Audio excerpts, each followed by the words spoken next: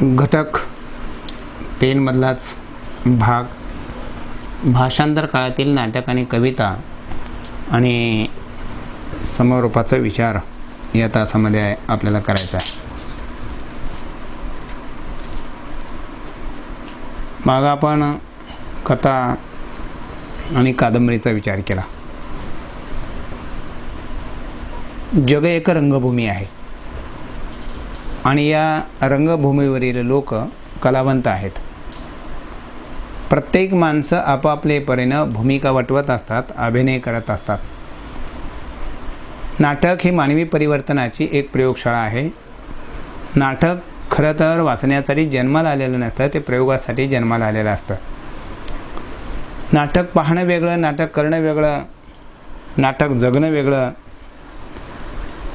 आणि त्याचबरोबर नाटकात भूमिका करणं वेगळं. नाटक ही व्यवहारातील अपरिहार्य अशा प्रकारची गोष्ट आहे. म्हणून नाटकामध्ये मानवी आविष्काराला, मानवी अभिव्यक्तीला अधिक महत्त्व दिलेलं आपल्याला दिसून येईल. म्हणून प्राचीन मराठी वाङ्मयामध्ये नाटक, नाट्य, रंगभूमी अशा संज्ञा नाटकाच्या संदर्भामध्ये आपल्याला दिसून येतात. महाराष्ट्रामध्ये मराठी नाटकाचे पुरावे फारसे सापडत नाहीत, परंतु तंजावरला भोसले राजाच्या काळामध्ये नाटकांची अनेक संदर्भ आपल्याला सापडतात. तो राजा कलाप्रिय असल्यामुळे, रसिक असल्यामुळे आणि मराठी भाषेचा जाणकार असल्याकारणामुळं तिथे नाटक जन्मलं आणि त्याचबरोबर तिथं नाटकं विकसित झाली. तंजावरला जवळजवळ 36 मराठी नाटकं तंजावरला लिहिली गेलेली आपल्याला दिसून येतील. महाराष्ट्रामध्ये नाटकाला सामोरे जाणारा म्हणजे तमाशा, कोकणामध्ये दशावतार खेळ, गोव्यामध्ये जागर, धालो किंवा कला, गुजरातमध्ये भवाई असं म्हटलं जातं, बंगालमध्ये गंभीरा नामक शेव किंवा त्याचबरोबर आसाममध्ये अंकिया, राजस्थानमध्ये ख्याल, रमण किंवा गवरी, कर्नाटकामध्ये यक्षगान, भागवत मेळा, तेलंगणा आंध्रामध्ये कुरुकथा, कानडीमध्ये यक्षगान, आटाक म्हणजेच खेळ. याचबरोबर बैलोटा, बैलो म्हणजे अंगण बरोबर ओठा म्हणजेच खेळ, म्हणजे उघड्या अंगणामध्ये होणारा खेळ. दोड्डाडा, दोहो म्हणजे मोठा अधिक आटा बरोबर खेळ म्हणजे मोठा खेळ. याचबरोबर कीर्तने, महाराष्ट्रामध्ये भारुडे खेळ, बहुरूपी भागवत खेळ, मेळा, दशावतार, कठपुतळी बाहुल्यांचा खेळ, बतावणी, सूत्रधार, पथनाट्य, फार्स, तमाशा, वगनाट्य, लोकनाट्य, नाट्य, नाटक, रंगभूमी असा हा नाटकाचा विकास होत आलेला आपल्याला दिसून येईल.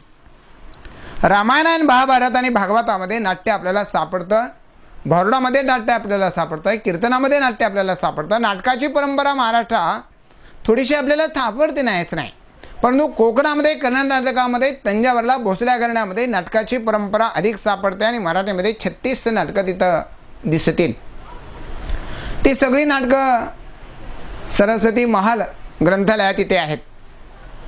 नाटकामध्ये नाटककार, दिग्दर्शक, कलाकार याच्याबरोबर ध्वनिप्रकाश, वेशभूषा, केशभूषा, वातावरण, संगीत, प्रयोग, लेखन, नाट्य, त्याचं सादरीकरण, दृश्य आणि श्राव्य, अभिनय, सादृश्य अशा प्रकारचं नाटक सादर केलं जातं. हे सगळे घटक नाटकामध्ये जमून यावे लागतात आणि म्हणून हा सर्वांनी मिळून केलेला खेळ असतो. आणि म्हणून नाटक लेखकाच्या बरोबर कलावंत आणि त्याचबरोबर इतर तंत्रज्ञानसुद्धा तेवढंच नाटकामध्ये महत्त्वाचं ठरते. महाराष्ट्रामध्ये नाटकाची परंपरा जर बघायचं असेल तर आपल्याला विजय जनार्दन कीर्तनेच्या अगोदरही आणि तंजावरला लिहिलेलं लक्ष्मीनारायण कल्याण याच्याही अगोदर महात्मा फुले म्हणजे विष्णुदास भावेच्या अगोदर, खरं तर आता विष्णुदास भावे आपल्याला जनक नाटकाचे म्हणता येणार नाही, कारण त्याच्या अगोदर महात्मा फुले यांनी तृतीयरत्न नावाचं नाटक लिहिलेलं आहे. नाटकाच्या सर्व गुणवैशिष्ट्याला महात्मा फुले यांचं नाटक सामोरे जाताना आपल्याला दिसून येईल. हे खरं आहे. आत्ता अलीकडे आपल्याला महात्मा फुले यांना आधुनिक नाटककाराचे जनक, आधुनिक कवितेचे जनक, आधुनिक निबंधाचे जनक, आधुनिक मराठी वाङ्मयाचे जनक असं आता आपल्याला पुढे म्हणावं लागणार आहे. आणि म्हणून पुढे चालून महात्मा फुलेच्या नंतर विष्णुदास भावेने नाटकामध्ये अनेक प्रयोग केले. संपूर्ण नाटकाला सामोरे जाणारं नाटक म्हणजेच इथं लोकनाट्य आहे. आणि या लोकनाट्यामध्ये सगळं सामोरे जाताना आपल्याला दिसून येईल संस्कृतपेक्षाही मराठीमध्ये नाटकाचा विचार केला तर संस्कृत जास्त नाटकांची भाषांतरं झाली, परंतु तेवढ्या प्रमाणामध्ये इंग्रजी नाटकाची भाषांतरं झालेली नाहीत. या काळामध्ये नाटक लिहिण्यासाठी, नाटकाला प्रेरणा देण्यासाठी, उत्तेजन देण्यासाठी या काळामध्ये दक्षिणा प्राईज कमिटीनं त्या काळामध्ये उत्तेजन दिलेली होती, पारितोषिकं दिलेली होती, प्रोत्साहन दिलेलं होतं. आणि म्हणून या काळामध्ये भाषांतरित नाटकं संस्कृतमधून अधिक आली, पण इंग्रजीमधून तेवढी आलेली नाहीत. त्याचं कारण असं आहे की संस्कृत आणि मराठीचं एक नातं आहे. इथली माती, इथली संस्कृती जवळजवळ सारखी आहे. आणि म्हणून संस्कृत नाटकाशी मराठी नाटकाचं जेवढं जुळलं तेवढं इंग्रजी नाटकाचं जुळलं नाही. आणि इंग्रजी नाटकं ही प्रारंभी आवडली नाहीत, लोकांना ती रुचली नाहीत, लोकांना ती पचली नाहीत. म्हणून मराठी आणि इंग्रजी वेगळं असं आपल्याला दिसेल. पुढे चालून इंग्रजीमध्ये शेक्सपियरच्या नाटकांचं भाषांतर आले. अथुल आला, महादेव शास्त्र कोल्हटकरांनी भाषांतर केलं. शंकर नारोमा रानडे यांनी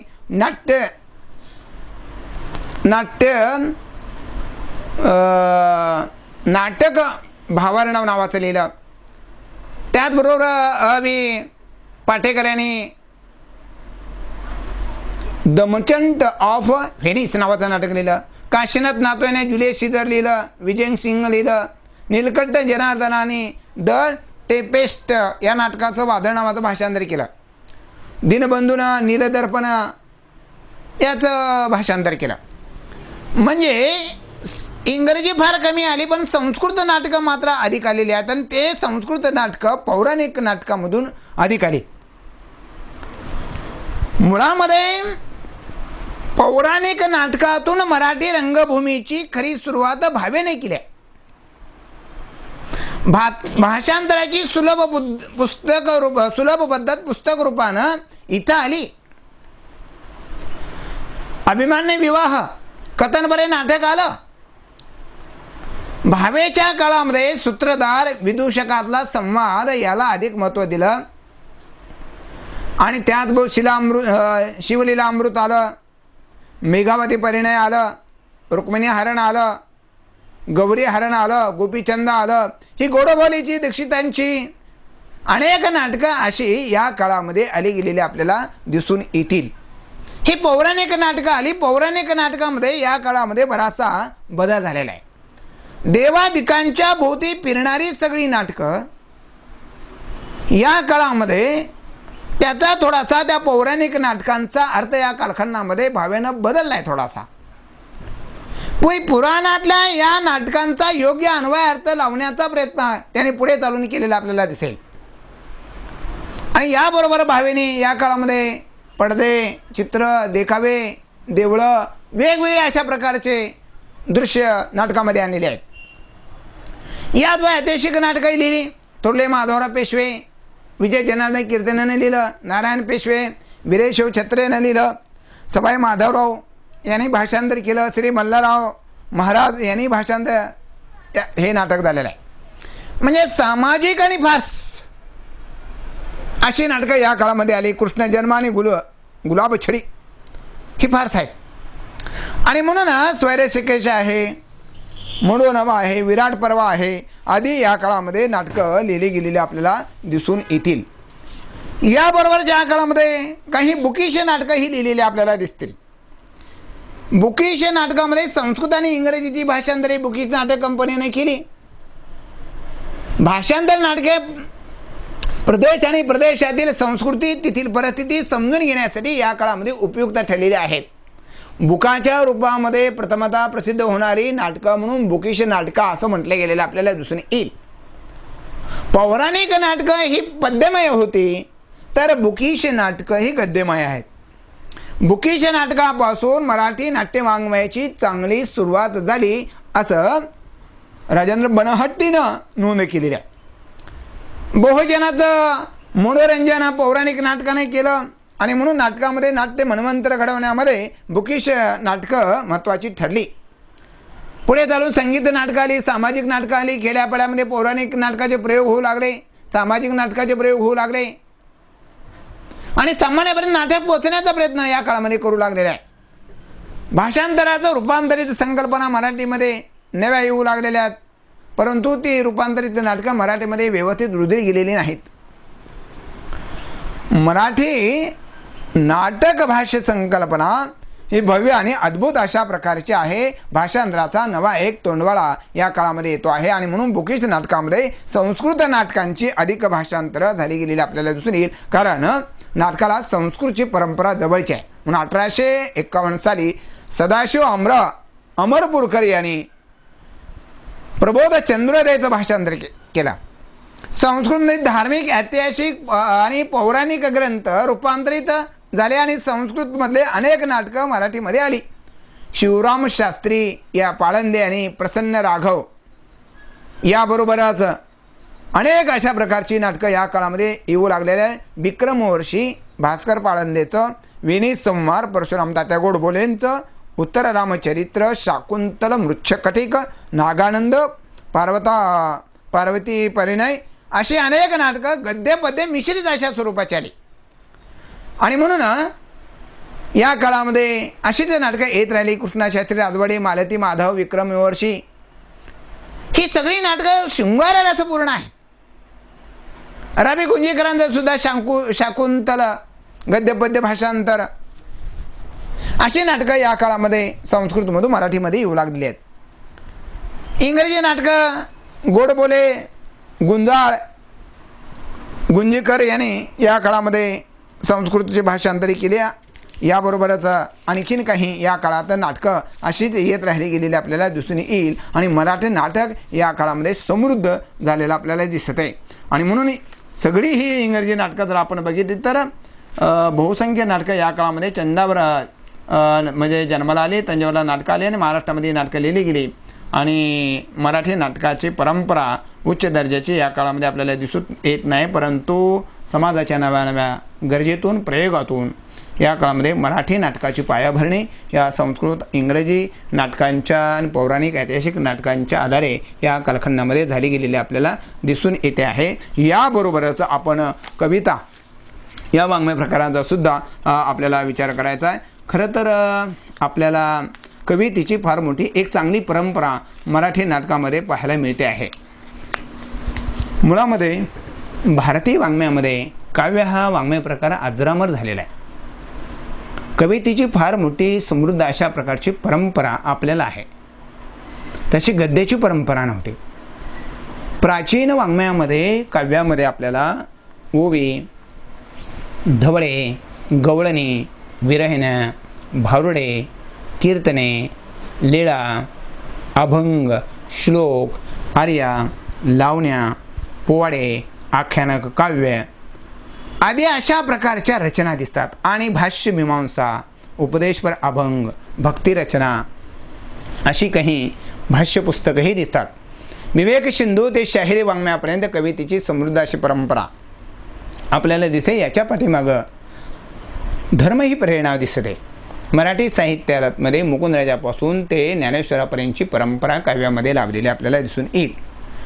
म्हणून यादव काळामध्ये, शिवकाळामध्ये, पेशवे काळामध्ये आपण पाहिलेलं आहे प्राचीन वाङ्मयाची जडणघडण झाली. यादव काळामध्ये समाजाची विघटन प्रक्रिया सुरू झाली होती आणि धर्मावर परचक्र येऊ लागलेलं होतं आणि धार्मिकदृष्ट्या समाजाला एकसंघ करणं आणि भागवद्गीतेचं तत्त्वज्ञान सर्वसामान्य लोकांपर्यंत पोहोचवणं आवश्यक होतं. आणि म्हणून यादव काळामध्ये, शिवकाळामध्ये, पेशवे काळामध्ये हे लेखन होत आलं. आणि त्याचबरोबर संत साहित्यामध्ये विठ्ठल आदर्श, अध्यात्मक साधन, भक्तिमार्ग, मानव कल्याण हा उद्देश समोर ठेवून धर्म जगवण्यासाठी, उपदेश करण्यासाठी आध्यात्मिक लोकशाहीची मूर्तमेढ या काळामध्ये संतांनी रोवली गेलेली आहे. पण संतांना जाती मोडता आलेल्या नाहीत. 18 पगड जाती जर मोडल्या असत्या तर चोकोबाची तक्रार चोखवानी या काळामध्ये केली नसती. असं डोंगापरी रस नव्हे ढोंगा असं तो म्हटलं नसता. याबरोबरच समाजातील आचार विचार भ्रष्ट होत जाऊ लागलेले होते. भारतीय संस्कृती, हिंदू संस्कृती, ब्राह्मण संस्कृती संकोच असा होत आलेला होता.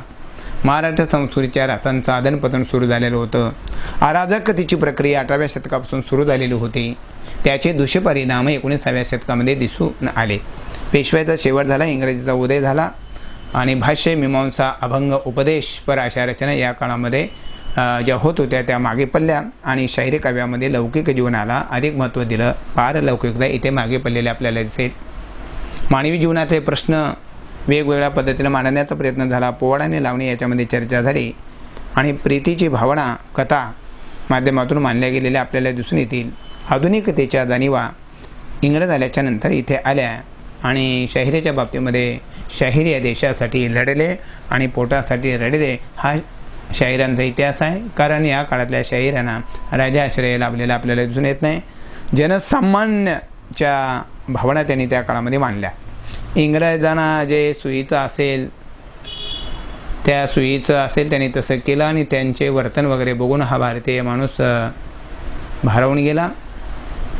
पुढे तुकारामाचा प्रभाव काही टिकला नाही आणि जीवनाचं अधिष्ठान बदलून लोकजीवनाला अधिष्ठान या काळामध्ये मिळालं. धर्म परमेश्वराच्या भोवती फिरणारी कविता हे माणसांच्या भोवती या काळामध्ये फिरू लागलेले आहे. माणूस महत्त्वाचा वाटू लागलेला आहे. लौकिक जीवनामध्ये प्रगती होऊ लागलेली, विकास होऊ लागलेला आहे. नवीन प्रश्न या काळामध्ये नवीन दृष्टी ठेवून मांडू लागले आपल्याला दिसून येतात. म्हणून इंग्रजीमध्ये अनेक कविता मराठीमध्ये या काळामध्ये भाषांतरित होऊ लागलेल्या आहेत. त्या थोड्या कवितांचा उल्लेख आपण त्याचाही आपल्याला करणं फार गरजेचं आहे. लेडी ऑफ द लेक बाबा बजावा यांनी म्हणजे प्रधान यांनी, दैवशनी कान्होबा रामचंद्र कीर्तिकरांचं, टेनिसनचं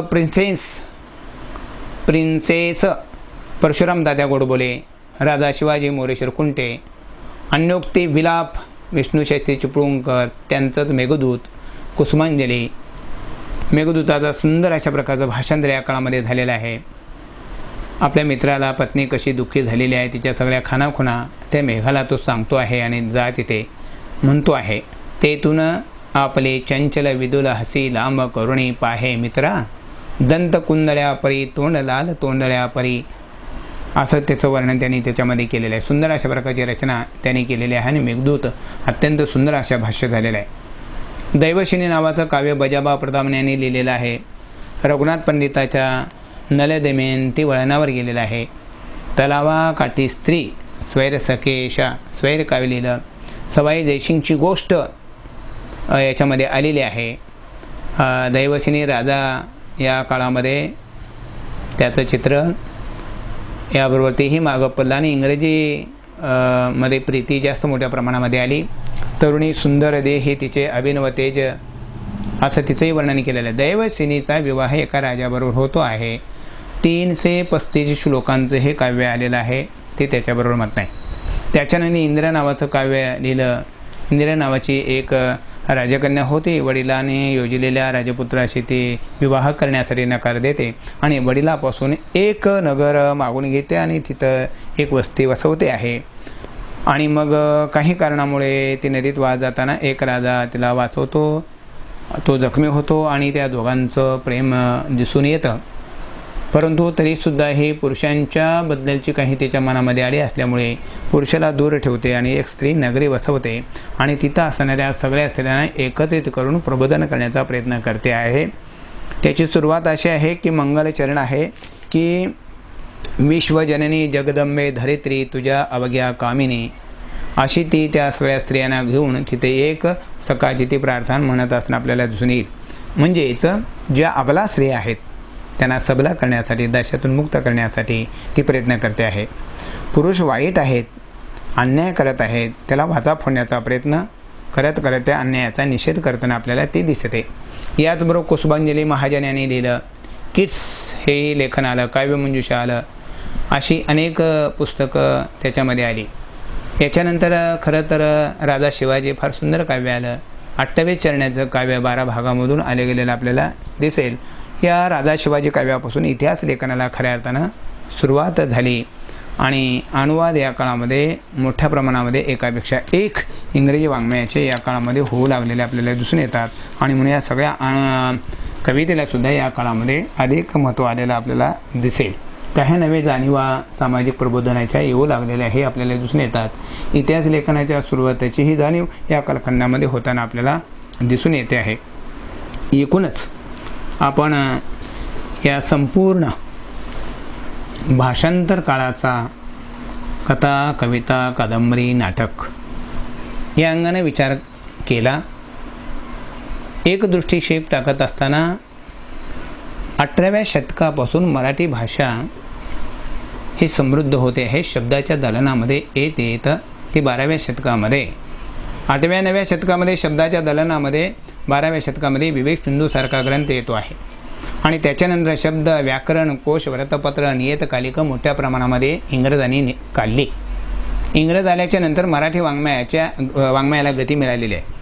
भाषांतर गद्यामुळे महाराष्ट्रामध्ये समाज जीवनामध्ये आणि त्यांच्या वाङ्मयीन जीवनामध्ये फार मोठं परिवर्तन सुरू झालं. साहित्य माणसाला ज्ञान देतं, साहित्य माणसाला शहाणं करतं. कला, सत्ता आणि समाज याची गुंतागुंत या काळामध्ये दिसते.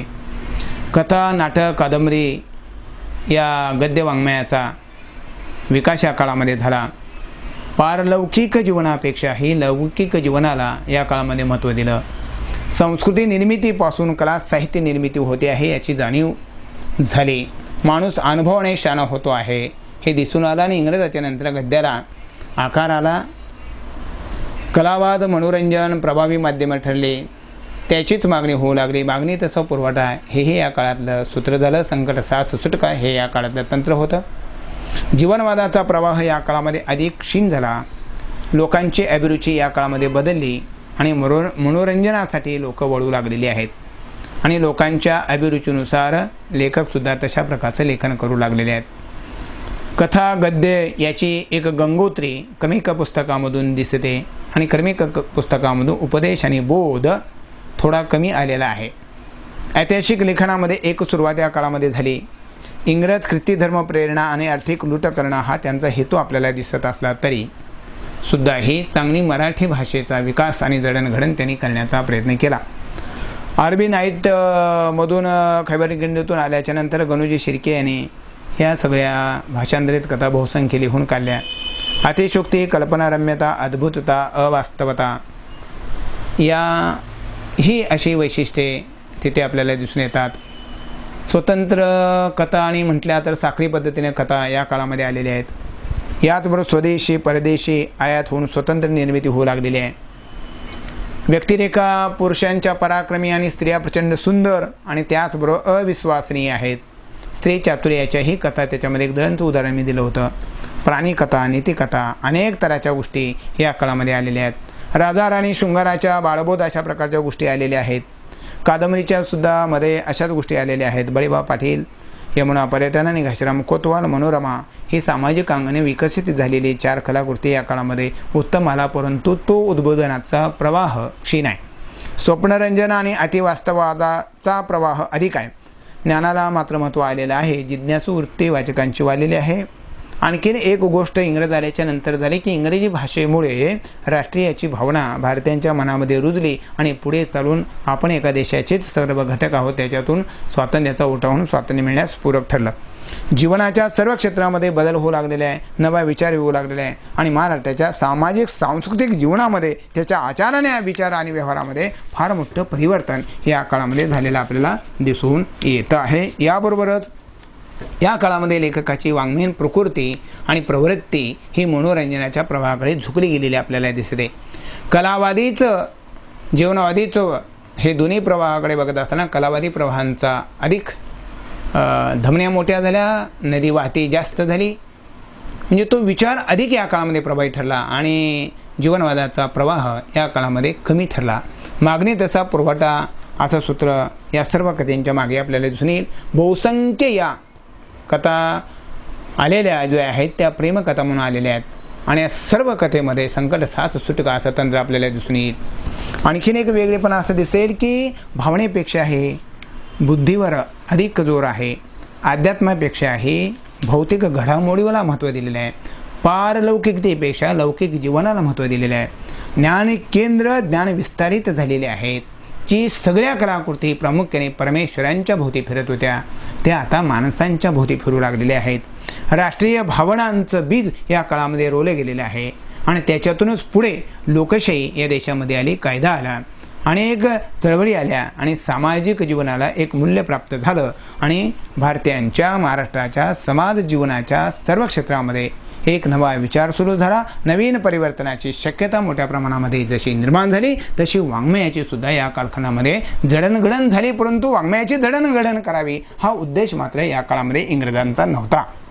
वाङ्मयाला दुय्यम स्थान या काळामध्ये मिळालेलं आहे. परंतु मराठी भाषेची जडणघडण झाली. इंग्रज या देशामध्ये आले, राज्यकर्ते झाले, इथली सत्ता त्यांनी हाती घेतली आणि मराठी भाषा शिकून आपल्याला शिकवली आणि त्या मराठी भाषा शिकवण्याच्या पाठीमागं आपल्यावर दीर्घकाळ राज्य करता यावं, या देशाची आर्थिक लूट करता यावी आणि आपल्या ख्रिश्चन धर्माचा प्रसार आणि प्रचार आपल्या देशामध्ये करता यावा, या मुख्य उद्देशाने त्यांनी मराठी भाषेची सेवा करण्याचा प्रयत्न केला.